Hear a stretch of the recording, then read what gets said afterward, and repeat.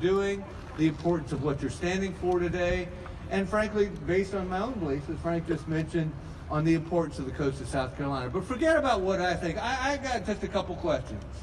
One, do you or don't you want to see oil rigs off the coast of South Carolina? I think that was weak, so let me try it a little bit differently. If you can't see an oil rig from the window in Mar-a-Lago, should you see one from the window at Pawleys Island? More like it. All right, so I've got that established. Just a couple more questions. You know, it's interesting. Secretary Zinke said that he needed to go ahead and exempt Florida because its coastline was unique, tourism was important, and because of the voice of local and state leaders. My question to you all is there anything more unique than the view at sunrise from Otter Island or Morgan Island, there in St. Helena Sound, there on the unique coast of South Carolina? No! Is there anything more important than so many towns and hamlets than tourism in the coast of South Carolina? No! Final question. Do you think it's important, and this is a yes, that state and local leaders be listened to on what comes next on the coast of South Carolina? Yes! All right. You know why that's so important?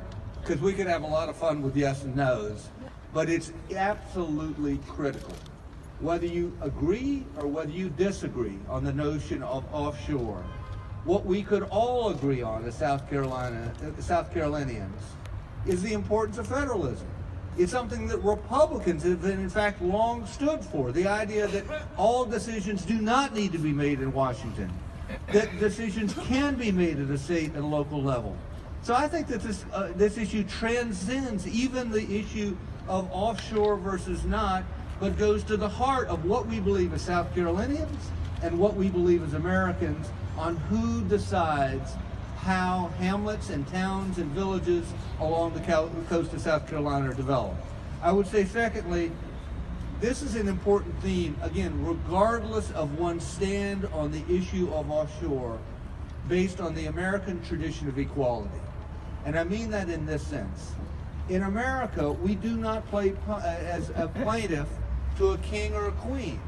The belief in the American system was that we would all be treated equally underneath the law or regulation or an edict of government.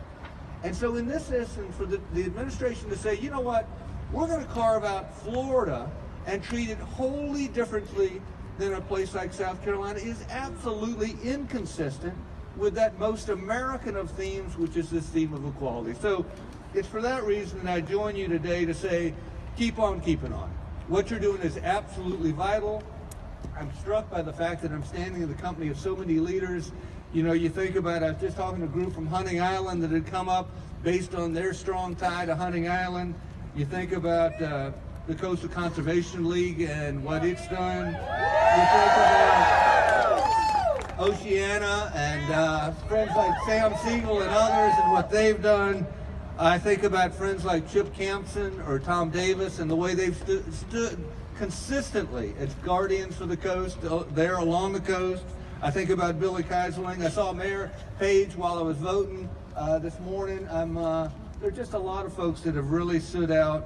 So I'll quit with the names, but I do thank you for what you're doing.